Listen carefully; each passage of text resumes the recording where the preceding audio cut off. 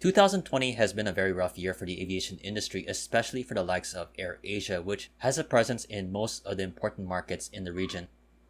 While using the strategy of local partners to expand its brand, it has exposed the budget airline group to some challenges that its counterparts with just one base in the country won't normally have to contend with. One particular country that AirAsia has struggled in has been India, a market with its own unique set of challenges for the airlines. With that said, AirAsia Group has made a shake-up with the sale of a stake to its Indian joint venture partner, which also happens to be gaining a bigger share of the Indian aviation market.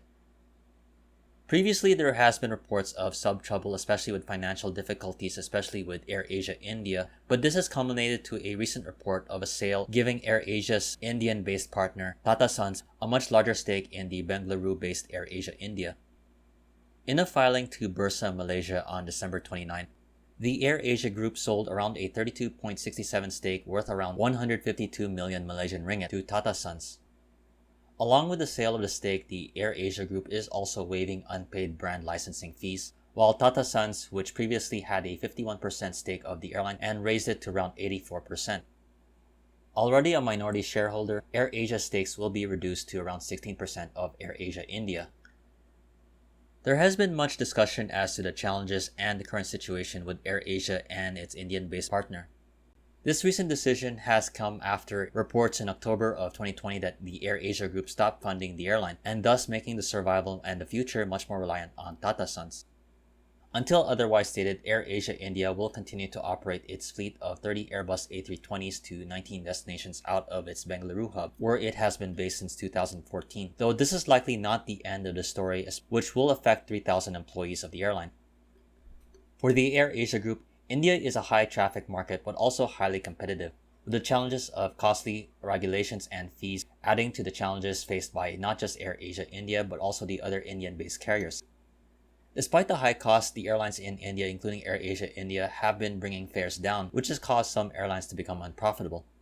So in India, it seems that AirAsia is seemingly retreating a bit as it continues to face setbacks throughout its network, especially with the ongoing coronavirus pandemic still having no end in sight. Among the other challenges that the AirAsia Group has had to face with has been the grounding of AirAsia X, which is heavily reliant on international travel, and the cessation of operations of AirAsia Japan.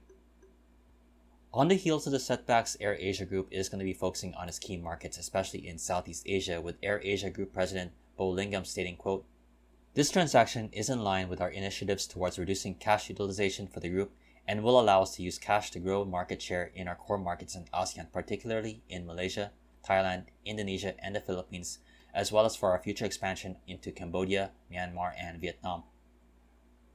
While AirAsia seems to be retreating in India, the move only strengthens the presence of the Indian-based Tata Sons company as a major player in the Indian aviation market.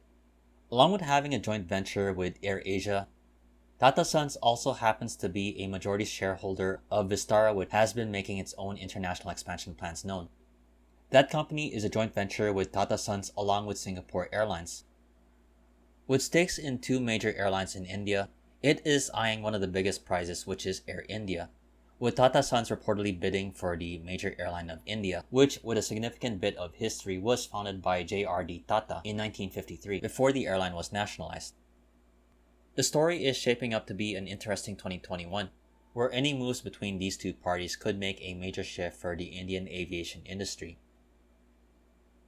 In the meantime, I hope you enjoyed this video. If you liked it, please like, comment, share, and subscribe.